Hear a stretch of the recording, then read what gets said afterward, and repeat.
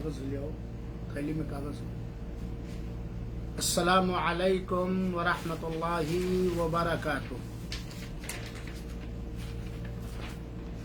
बिस्मिल्लाहिर रहमानिर रहीम। अल्हम्दुलिल्लाहि रब्बिल आलमीन वल आक़िबतु लिल मुत्तक़ीन वस्सलातु वस्सलामु अला नबीना मुहम्मद व अला आलिहि व सहबिहि अजमाइन। अम्मा बाद, इस प्रोग्राम से फ़ायदा उठाने वाली मेरी माओं और बहनों और दूसरे अहबाब बुजुर्गान दीन और साथियों, अजीज़ बच्चों और बच्चियों, आज के इस दर्स के अंदर कुर्बानी से जुड़े हुए चंद मसाइल बयान करना चाहता हूँ।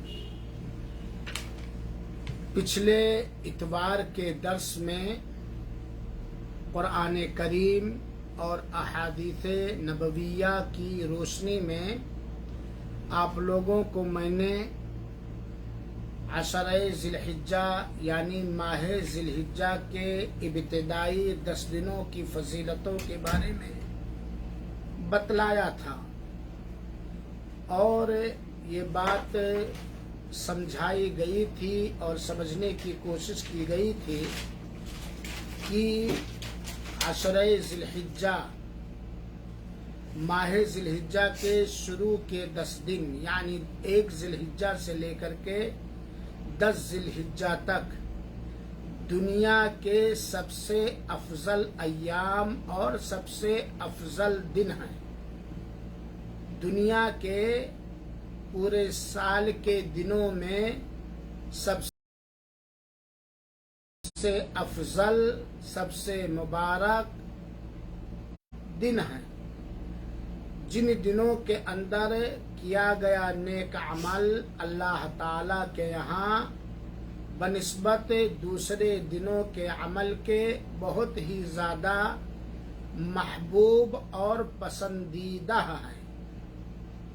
चुनाचे एक मुसलमान मर्द और मुसलमान औरत को चाहिए कि इन अफजल दिनों के अंदर हर तरह की साबित इबादतें करने की कोशिश करें। फ़र्ज इबादतों की मुकम्मल पाबंदी के साथ साथ सुनन, नवाफिल और मुस्तहब्बात की अदायगी करें, जैसे नफलों की अदायगी, नफली रोज़े, कुरान की तिलावत, सदका और खैरात, ज़िक्र और अज़कार। और अल्हम्दुलिल्लाह सऊदी अरबिया के अंदर आज ज़िलहिज्जा की पहली तारीख़ थी जो ख़त्म हो गई और कल 2 तारीख़ है। और हमारे इंडिया और पाकिस्तान के अंदर आज ज़िलहिज्जा की पहली रात और कल बरोज़े सोमवार ज़िलहिज्जा की पहली तारीख़ है, वहाँ चांद निकलने के एतबार से। इस दर्स के अंदर चंद अहम काम मैं आप लोगों को ताकीद के साथ कहना चाहता हूँ। नंबर 1, ज़्यादा से ज़्यादा अल्लाह का ज़िक्र और अज़कार करें और तकबीर मुतलक आम तकबीर कसरत से बुलंद आवाज़ से मर्द हजरात अपनी दुकानों में, सड़कों में, बाज़ारों में, ख्वाबगाहों में ज़्यादा से ज़्यादा तकबीर कहें।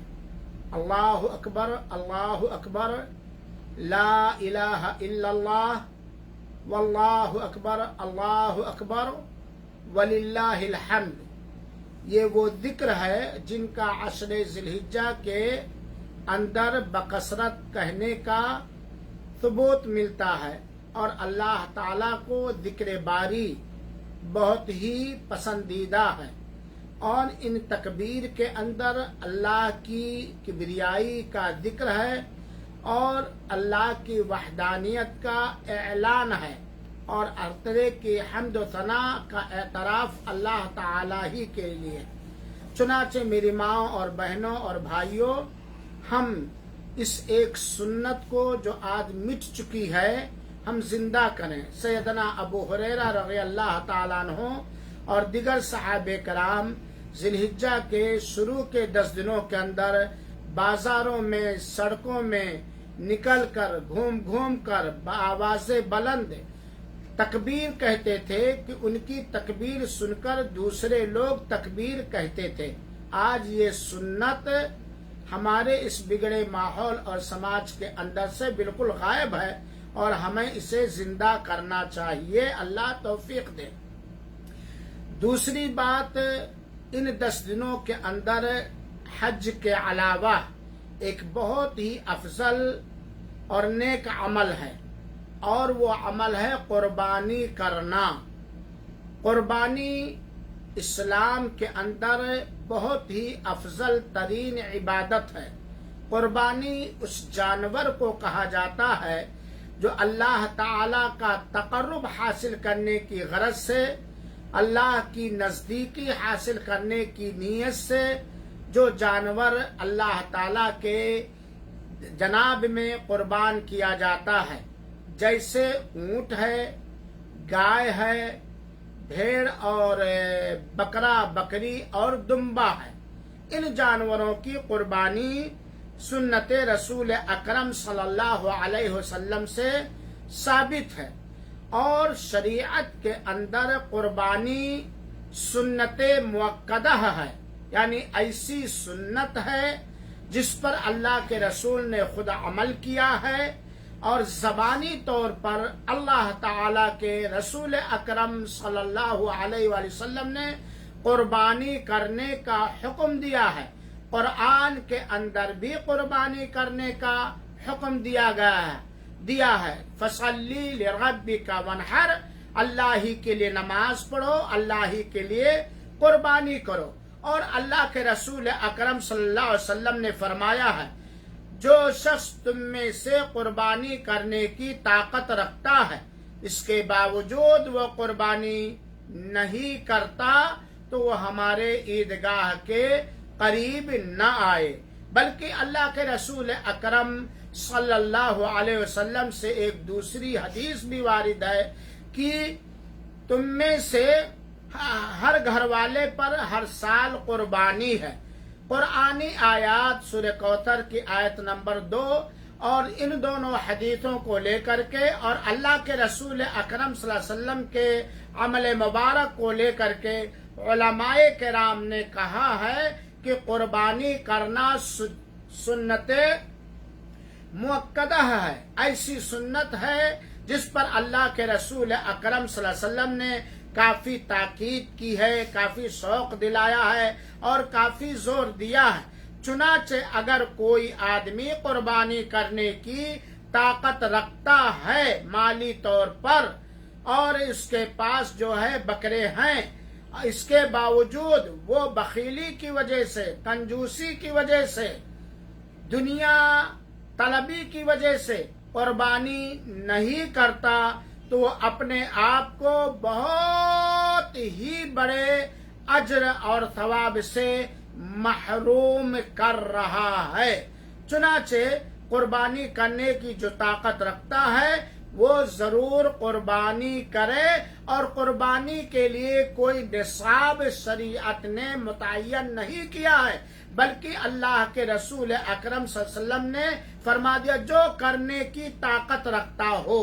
اور جو لوگ یہ بیان کرتے ہیں کہ 7.5 تولے سونے کا مالک ہی قربانی کرے، ان کا یہ فتویٰ بے بنیاد، بے دلیل غلط ہے، کیونکہ اللہ کے رسول نے کہا جو چاہے جو طاقت رکھتا ہو وہ قربانی کرے۔ یاد رہے کہ قربانی کرنے کا مقصد گوشت کھانا نہیں ہے، بلکہ قربانی کرنے کا مقصد اللہ کی قربت حاصل کرنا ہے، گھر والوں پر، بال بچوں پر، غریبوں پر، مسکینوں پر، نادانوں پر کشادگی پیدا کرنا ہے، ان کے دلوں میں خوشی داخل کرنا ہے۔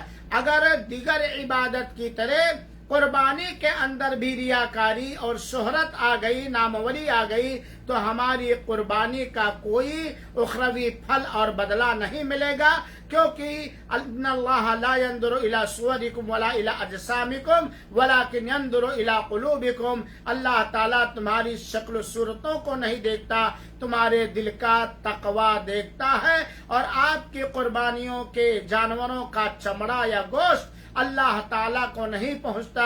لن ینال اللہ لحومها ولا دماؤها ولکن ینالہ التقوی منکم، تمہارے دلوں کا تقوی پیدا ہوتا ہے۔ اور یاد رہے، ایسے موقع پر جب آپ قربانی کا جانور خریدتے ہیں یا قربانی کرتے ہیں یا قربانی کا گوشت دوست احباب میں، پاس پڑوس میں، رشتہ داروں میں، غریبوں میں، فقیروں میں بانٹتے ہیں، تو شیطان ریاکاری، ناموری کی گدگدیاں لگاتا ہے۔ ایسا اگر کسی کے دل میں پیدا ہو تو وہ جان جائے کہ شیطان ہماری عبادت کو رائیگا اور برباد کرنا چاہتا ہے۔ ذرہ برابر ریاکاری، دکھاوا، ناموری نہ آنے پائے۔ تیسری بات آج کے اس درس میں یہ بتلانا چاہتا ہوں کہ اللہ کے رسول اکرم صلی اللہ علیہ وسلم کے حکموں کے بموجب ہر وہ مسلمان مرد اور عورت، چاہے مرد ہو وہ عورت ہو، مرد اگر اپنی طرف سے قربانی کر رہا ہے یا عورت اپنی طرف سے قربانی کر رہی ہے، تو قربانی کرنے والے کے لیے ذی الحجہ کا چاند نکلنے کے بعد سے لے کر کے اس وقت تک جب تک اس کی قربانی کا جانور ذبح نہ ہو جائے، جان بوجھ کر ناخن کاٹنا، جسم کے کسی بھی حصے کا بال کاٹنا، چمڑی کاٹنا حرام اور ناجائز ہو جاتا ہے۔ اسی لیے یہاں یہ بات واضح کر دینا ضروری ہے۔ ایک شبہہ لوگوں کے دلوں میں ہوتا ہے، دین کا خاطر خواہ علم اور جانکاری نہ ہونے کی وجہ سے، کہ قربانی اسی کی طرف سے مانا جاتا جس کی طرف سے کیا جاتا ہے۔ یہ بات نہیں ہے۔ دراصل قربانی کرنے والا کون ہے؟ کیا وہ ذبح کرنے والا ہے، یا جس کی طرف سے قربانی پیش کی جاتی وہ ہے، یا قربانی کا جانور جو انتظام کرنے والا ہے اپنے پیسے سے، اپنے کمائی سے، اپنے پیسے سے، یا اپنا پال کر؟ قربانی کرنے والا وہ شخص، وہ مرد یا وہ عورت مانی جائے گی جس نے قربانی کے جانور کا انتظام کیا ہے، جس نے اپنے پیسے سے قربانی کا جانور خریدا ہے، یا جس نے اپنی ذمہ داری میں قربانی کے جانور کو پالا ہے، وہ قربانی کرنے والا مانا جائے گا، چاہے وہ اپنی طرف سے کرے یا اپنے ماں باپ کی طرف سے کرے یا کسی کی طرف سے کرے۔ تو قربانی کرنے والا کون ہے؟ جس نے قربانی کے جانور کی خریدنے کی ذمہ داری لی اور اپنے حلال کمائی سے خریدا، یا جس نے قربانی کے جانور کو پالا، وہ قربانی کرنے والا ہوگا۔ وہ قربانی کرنے والا نہیں ہوگا جس کی طرف سے کیا جاتا ہے۔ مثال کے طور پر آپ سمجھ لیجئے، دوڑا مثال کے ذریعہ، میں نے قربانی کا جانور اپنی کمائی سے خریدا اور اس جانور کو میں نے اپنے زندہ والدین کی طرف سے ذبح کیا، تو اس میں قربانی کرنے والا میرے والدین نہیں ہوئے، بلکہ میرے والدین کی طرف سے یہ قربانی دی گئی ہے، طرف سے قربانی کرنے والا میں ہوا۔ چنانچہ جو قربانی کرنے کا ارادہ کرتا ہے اس کے لیے ذی الحجہ کا چاند نکلنے کے بعد سے لے کر کے اس وقت تک جب تک کہ قربانی کا جانور ذبح نہ ہو جائے، ناخن کاٹنا، بال کاٹنا، بال جسم کے کسی بھی حصے کا، بغل کا ہو، مونچھ کا ہو، داڑھی کا ہو، نیچے کا ہو، ہاتھ کا ہو، پیر کا ہو، سر کا ہو، پورے جسم کا کوئی بال جان بوجھ کر قصد و ارادہ کے ساتھ کاٹنا، یا چمڑا نوچنا، نوچتے رہتے ہیں یا ایسے ایسے کرتے رہتے ہیں یا ناخن، یہ حرام اور ناجائز ہے۔ اگر کوئی بھول کر کاٹ رہا ہے تو یاد آتے ہی اسے چھوڑ دے، لیکن اگر کوئی بہت بڑی مجبوری ہے کہ جیسے مثال کے طور پر مونچھ اتنی بڑی بڑی ہو گئی کہ چہرہ برا لگنا، بڑی کا مطلب کہ منہ پورا ڈھک لیا، یا کہیں چمڑی چھل گئی اور وہ لٹک رہا بار بار تکلیف دے رہا ہے، یا ناخن کہیں چوٹ لگی پھٹ گیا اور ناخن کے پھٹنے کو سے چلنے میں کوئی چیز پکڑنے میں بہت ہی زیادہ دکھ اور تکلیف ہو رہی، تب وہ دوسری صورت ہے، ورنہ نارمل انداز میں جان بوجھ کر قصد و ارادہ سے بال کاٹنا اس شخص کے لیے حرام اور ناجائز ہے جو قربانی کرنے کا ارادہ رکھتا ہو، چاہے اپنی طرف سے یا کسی غیر کی طرف سے، جب تک کہ قربانی کا جانور ذبح نہ ہو جائے۔ یہاں ایک مسئلہ اور جان لیجیے، میں سعودیہ عربیہ کے اندر ہوں، میں نے قربانی کا جانور خریدا، انڈیا کے اندر کسی کی طرف سے ذبح کرنے کے لیے خریدنے والا میں ہوں، قربانی کرنے کا ارادہ کرنے والا میں ہوں، اور وہاں انڈیا میں سعودیہ سے ایک دن بعد قربانی کا جانور ذبح ہوتا ہے، تو ہم انڈیا کے حساب سے اپنے ناخن اور بال کو کاٹیں گے سعودی کے، کیونکہ حدیث میں ہے جب تک کہ قربانی کا جانور ذبح نہ ہو جائے۔ لیکن اگر کسی شخص نے بال کاٹ لیا جان بوجھ کر اور وہ قربانی کرنے کا ارادہ رکھتا ہے، تو کیا اس کے اوپر کوئی کفارہ ہے؟ نہیں، اس کے اوپر کوئی کفارہ نہیں ہے سوائے توبہ کے۔ بہت سارے ملک والے بیان کرتے ہیں کہ یہ فدیہ دے، یہ فدیہ دے، یہ فدیہ دے، وہ بکواس من گڑت فتویٰ ہے۔ اگر کسی نے کاٹ لیا، چاہے جان بوجھ بھول کے کاٹا تب تو کچھ ہے ہی نہیں، لیکن اگر جان بوجھ کر بھی کاٹ لیا تو اس پر کوئی جرمانہ یا کوئی فدیہ نہیں ہے سوائے توبہ کے اور آئندہ اس سے رکنے کے۔ یہ بات ہو گئی۔ دلیل کیا ہے اس بات کی؟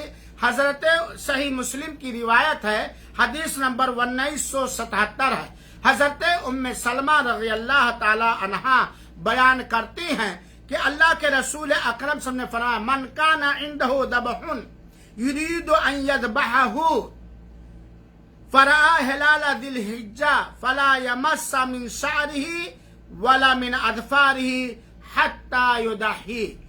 تم میں سے جس شخص کے پاس قربانی کا جانور ہو اور وہ قربانی کرنے کا ارادہ کرتا ہے اور ماہ ذی الحجہ کا چاند نکل آیا، تو اس وقت سے لے کر کے اپنے بال، اپنے ناخن اور اپنے ناخن نہ کاٹے یہاں تک کہ اس کی قربانی کا جانور ذبح، یہاں تک کہ وہ قربانی کے جانور کو ذبح نہ کرتے۔ صحیح مسلم کی دوسری روایت ہے اذا دخلت العشر، جب ماہ ذی الحجہ کے شروع کے 10 دن شروع ہو جائے، وَأَرَادَ أَحَدُكُمْ أَن يُضَحِّيَ، اور تم میں سے اگر کوئی قربانی کرنے کا ارادہ رکھتا ہے فَلَا يَمَسَّ مِن شَعْرِهِ وَبَشَرِهِ شَيْءٍ، تو اپنے چمڑے میں سے اور اپنے بال میں سے کچھ بھی نہ کاٹے، نہ چھوئے، اسے کاٹنے کی نیت سے ٹچ نہ کرے۔ ان دونوں روایتوں سے یہ بات ثابت ہوئی کہ جو شخص بھی، چاہے وہ مرد ہو یا عورت، قربانی کرنے کا ارادہ رکھ رہا ہے تو وہ اپنے ناخنوں کو، اپنے جسم کے کسی بھی حصے کے بالوں کو یا ایک بال کو یا اپنے چمڑے کو ہرگز نہ کاٹے جب تک کہ اس کے قربانی کا جانور ذبح نہ ہو جائے۔ اس بات پر آپ لوگ ذرا خیال کریں گے اور امید کی آپ لوگوں کو یہ مسئلہ پہلے سے معلوم ہوگا۔ یہ ہوئے قربانی کے تعلق سے۔ میرے بھائیوں اور میری ماں اور بہنوں، اکثر لوگ سوال کرتے ہیں کہ ایک بکرے میں کتنے لوگ حصہ لے سکتے ہیں۔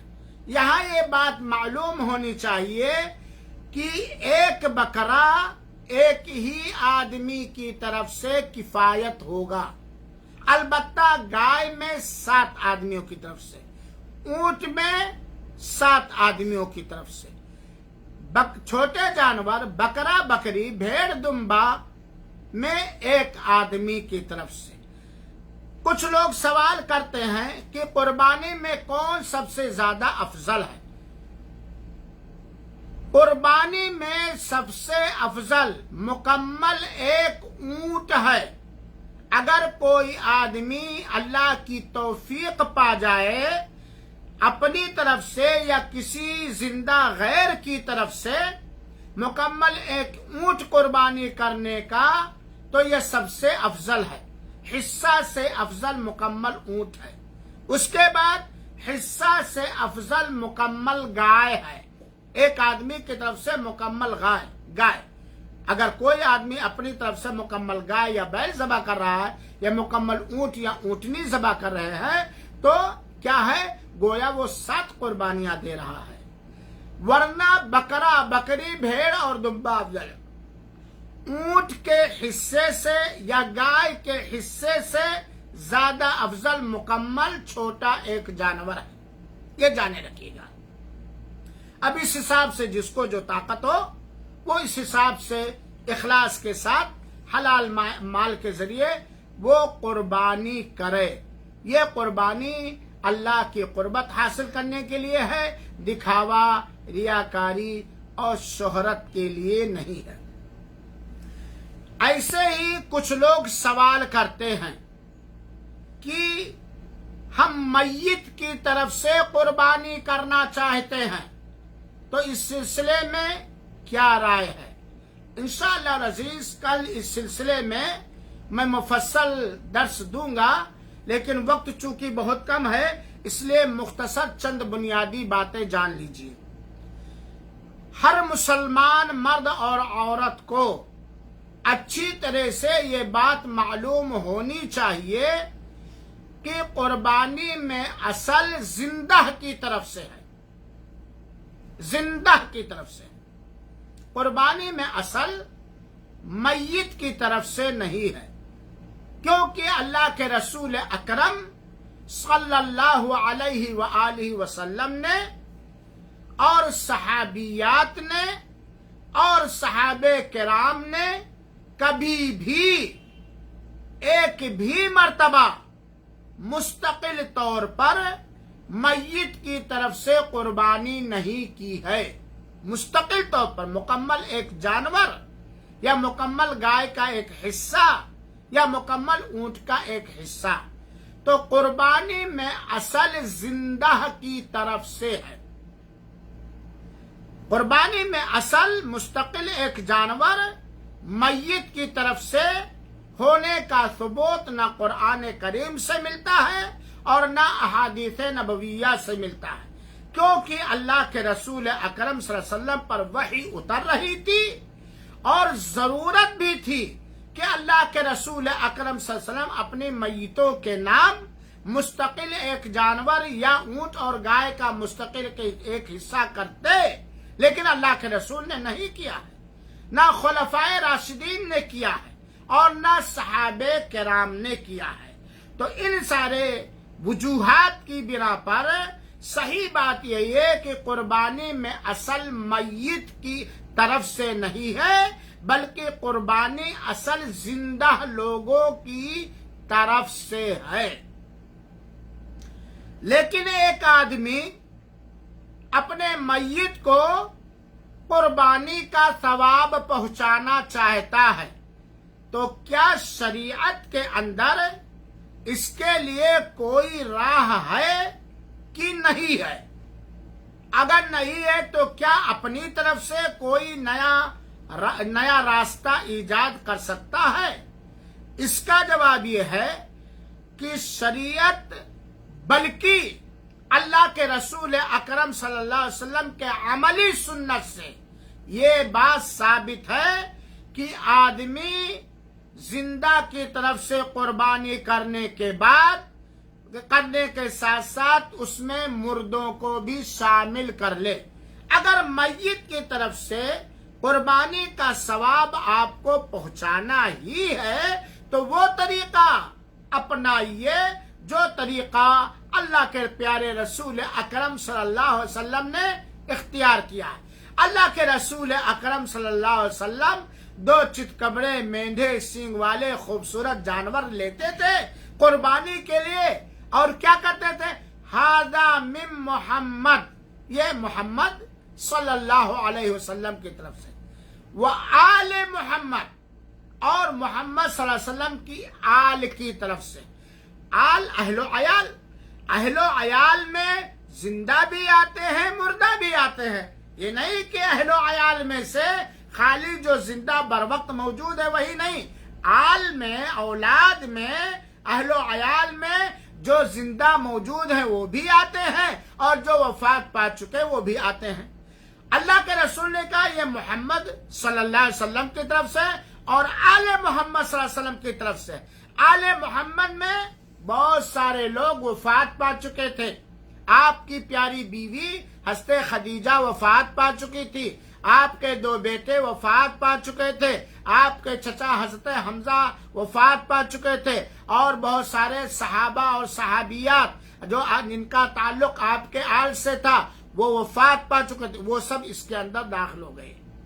وہ امت محمد اور محمد صلی اللہ علیہ وسلم کی امت کی طرف سے، اور امت محمدیہ میں زندہ بھی لوگ ہیں اور مردہ بھی لوگ ہیں۔ اس حدیث سے ثابت ہوتی ہے بات کہ آدمی کسی زندہ کی طرف سے کر کے اسی میں پورے اہل و عیال کو شامل کر دے تو اللہ کے فضل اور اس کی مہربانی سے زندوں کو بھی ثواب ملے گا اور مردوں کو ثواب ملے گا۔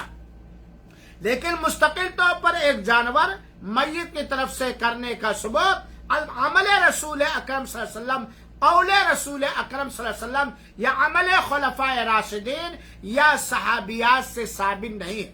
ذرا ہم اور آپ، ہمارا اگر مقصد میت کو قربانی کا ثواب پہنچانا ہی ہے تو وہ طریقہ لیں گے جو طریقہ اللہ کے پیارے رسول اکرم صلی اللہ علیہ وسلم سے ثابت ہے۔ دیکھیے اللہ کے رسول نے مستقل ایک جانور میت کی طرف سے قربانی نہیں کی ہے، ہرگز نہیں کی ہے۔ اپنے جانور میں آل کہہ کر کے زندہ مردہ سب کو شریک کر لیا۔ چنانچہ آپ اپنا جانور جو قربانی کے لیے لائے ہیں آپ کہیے یہ میری طرف سے ہے اور میرے مرے ہوئے ابو جان اور امی جان کی طرف سے ہے، میرے مرے ہوئے بیوی کی طرف سے ہے، میرے مرے ہوئے وفات پائے ہوئے لڑکے کی طرف سے، یا ہمارے پورے اہل و عیال کی طرف سے۔ اس میں اجر و ثواب میں قربانی آپ کی طرف سے ہو رہی ہے، لیکن اجر و ثواب میں آپ کے مردے بھی شامل ہو جائیں گے، جیسا اللہ کے رسول۔ بہت سارے لوگ کہہ دیتے ہیں صدقہ کے طور پر میت کی طرف سے قربانی جائز ہے۔ یہ مسئلہ اللہ کے رسول نہیں جانتے تھے۔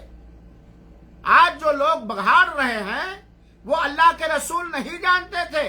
دیکھیں حضرت خدیجہ کا انتقال ہو چکا ہے، بقرعید کے موقع پر قربانی کے نام سے حضرت خدیجہ کی جانب سے ایک مستقل جانور اللہ کے رسول نے نہیں ذبح کیا، اپنے بیٹوں کی طرف سے اللہ کے رسول نے نہیں ذبح کیا، حضرت سید الشہداء کی طرف سے اللہ کے رسول نے نہیں ذبح کیا، یا آپ کے آل اولاد میں جو آپ کی زندگی میں آپ کی پیاری دلاریاں جو آج کی دلاریوں سے کہیں زیادہ افضل و بہتر ہے، اپنی دلاریوں کی طرف سے اللہ کے رسول نے نہیں کیا قربانی۔ اگر میت کی طرف سے مستقل ایک جانور کے قربانی کرنے کی گنجائش ہوتی تو کم سے کم اللہ کے رسول اکرم صلی اللہ علیہ وسلم بیان جواز کے لیے زندگی میں ایک ہی بار کر دیتے۔ اور کیا مشکل ہے جب آدمی اپنی طرف سے کر کے ثواب میں میتوں کو شامل کر سکتا ہے تو نائکانی گائے کی طرح دوسرے راستے اختیار کرنے کی کیا ضرورت ہے؟ چنانچہ نہ خلفائے راشدین سے ثابت ہے نہ صحابیات سے ثابت ہے کہ مستقل ایک جانور میت کی طرف سے آپ نے یا آپ کے صحابہ نے کی ہو۔ بہت سارے لوگ کہتے ہیں کہ حضرت علی رضی اللہ تعالی عنہ اللہ کے رسول اکرم صلی اللہ علیہ وسلم کی طرف سے ہر سال قربانی کرتے تھے۔ ٹھیک ہے، یہ ابو داؤد وغیرہ کی ایک روایت ہے۔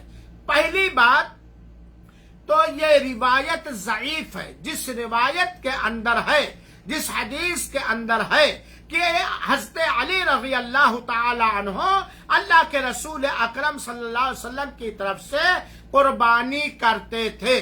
پہلی بات، اصول حدیث کی روشنی میں بڑے بڑے محدثین کرام رحمہم اللہ رحمۃ واسعہ نے ان دونوں روایتوں کو ضعیف قرار دیا ہے.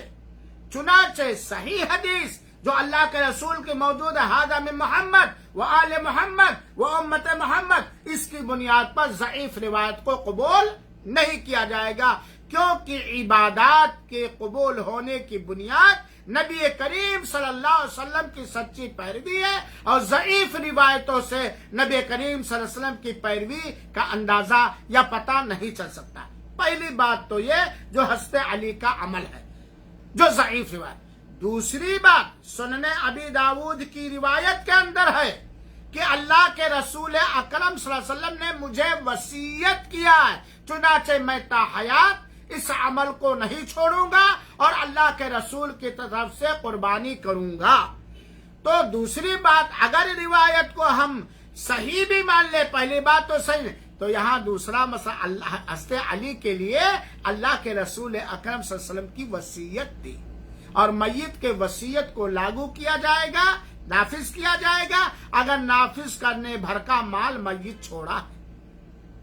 تو اگر آپ کے میتوں میں سے کسی نے آپ کو وصیت کی ہے کہ اے میرے بیٹے، اے میری بیٹی، اے میرے بہو، میری طرف سے ہر سال قربانی کرنا، اور قربانی کرنے کی جو لاگت ہے اتنا وہ مال بھی خاص کر کے گیا ہے، تب آپ اس کی وصیت لاگو کریں گے، ورنہ میت کسی ایسے عمل کی وصیت نہیں کر سکتا ہے جو اس کا مال نہ ہو بلکہ مال دوسرے کا ہو. تو دوسری وجہ کیا ہے حضرت علی کے کرنے کی؟ اللہ کے رسول کی وصیت تھی. چنانچہ آج بھی میتوں کی اگر وصیت ہے اور وصیت کو لاگو کرنے کے لیے قربانی کا جانور خریدنے بھر کے لیے انہوں نے کوئی خاص پراپرٹی خاص کر دی ہے، تب وصیت لاگو کی جائے گی، ورنہ نہیں. زندوں کے ساتھ ہی مردوں کو شامل کیا جائے. بہت سارے لوگ کہتے ہیں کہ صدقہ کے طور پر. میرے بھائیوں ساتھیوں، یہاں ایک باریک نقطہ سمجھنے اور سمجھانے کی کوشش کیجئے کہ قربانی مستقل ایک عبادت ہے جو خاص دنوں میں 10 ذی الحجہ، 11 ذی الحجہ، 12 ذی الحجہ، 13 ذی الحجہ کی شام ہی کے ساتھ ثابت جائز ہے. لیکن صدقہ آپ کبھی بھی کر سکتے ہیں. ایک فرق تو صدقہ اور قربانی میں یہ ہے. دوسرا فرق، قربانی کے جانور کی خاص پہچان رکھی ہے اللہ کے رسول نے. ایسا لنگڑا نہ ہو کہ لنگڑا پن ظاہر ہو، ایسا اندھا نہ ہو کہ اندھا پن ظاہر ہو، اتنا دبلا نہ ہو کہ ہڈی میں گودا ہی نہ ہو، اتنا بیمار نہ ہو کہ جس کی بیماری ظاہر ہو. صدقہ میں اس کی کوئی قید نہیں.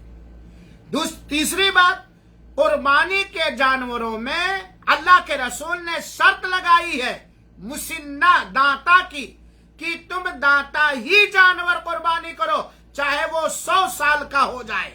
لا تذبحوا الا مسنہ، دانت والا جانور ہی تم قربان کرو، چاہے وہ سال بھر کا ہو یا 2 سال کا ہو یا 5 سال کا ہو یا 6 سال کا ہو. اگر دودھ کے دانت اس نے نہیں گرائے، اونٹ نے آگے کے 2 دانت نہیں گرایا، گائے نے آگے کے 2 دانت نہیں گرایا، بکرے نے آگے کا 1 دانت نہیں گرایا، تو اس کی قربانی جائز نہیں ہے. صحیح بات یہی ہے. عمر کی قید اللہ کے رسول نے نہیں لگائی، کیونکہ مسنہ کا مطلب دانت والا ہے، عمر والا نہیں. یہ الگ بات ہے. عمومی طور پر، عام طور پر ان عمروں کے اندر جانور دانت جاتے، لیکن اگر نہیں داتا ہے، لیکن صدقہ کے اندر اللہ کے رسول نے دانتا کی شرط نہیں لگائی ہے. قربانی آپ مخصوص دن میں کر سکتے ہیں، صدقہ آپ کبھی بھی کر سکتے ہیں. اور دوسری بات، اگر آپ اپنے میت کو ثواب پہنچانے کے لیے صدقہ کر رہے ہیں تو کیا وہ آپ کا کیا ہوا صدقہ آپ کے لیے، آپ کے اہل و عیال کے لیے جائز ہوگا کہ وہ غربا، مساکین اور فقراء کا حق ہو جائے گا؟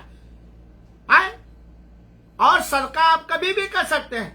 اور اگر آپ اپنے میت کو قربانی ہی کا ثواب پہنچانا چاہتے ہیں تو حرج کیا ہے؟ اپنی طرف سے قربانی کر کے اپنے زندہ مردہ سارے اہل و عیال کو شامل کر دیں. گوشت آپ بھی کھائیں، رشتہ دار بھی کھائیں، مالدار بھی کھائیں، اور آپ کو سنت نبوی کے مطابق عمل کرنے کا ثواب بھی ملے۔ فقہا کے اقوال ہیں، میں ان اقوال کو نہیں ذکر کیا کیونکہ ان اقوال کی میری تحقیق کے حساب سے کوئی دلیل نہیں ہے میت کی طرف سے مستقل قربانی کرنے کی۔ اللہ رب العالمین سے دعا ہے کہ اللہ تعالی ہم تمام مسلمانوں کو سنت نبوی کے مطابق قربانیاں کرنے کی توفیق عطا فرمائے اور قبول فرمائے۔ اور آپ لوگ جانتے ہیں قربانی کے مسائل میں آپ لوگوں کے گروپوں میں ہر دن شیئر کر رہا ہوں، اسے سنتے رہیے۔ درس کا وقت ختم ہو گیا، اس لیے میں اپنی اس بات کو بند کر رہا ہوں اور آپ لوگوں کو موقع دیتا ہوں کہ آپ لوگوں کے پاس کوئی سوال ہو تو کر سکتے ہیں۔ اللہ تعالی ہم سب کو علم دین عطا فرمائے، اس کی روشنی میں کہنے، سننے، سمجھانے اور عمل کرنے کی توفیق عطا فرمائے اور قبول فرمائے۔ آمین۔ والسلام علیکم ورحمۃ اللہ وبرکاتہ، وجزاکم اللہ احسن الجزاء، وآخر دعوانا ان الحمد للہ رب العالمین، والسلام علیکم ورحمۃ اللہ وبرکاتہ۔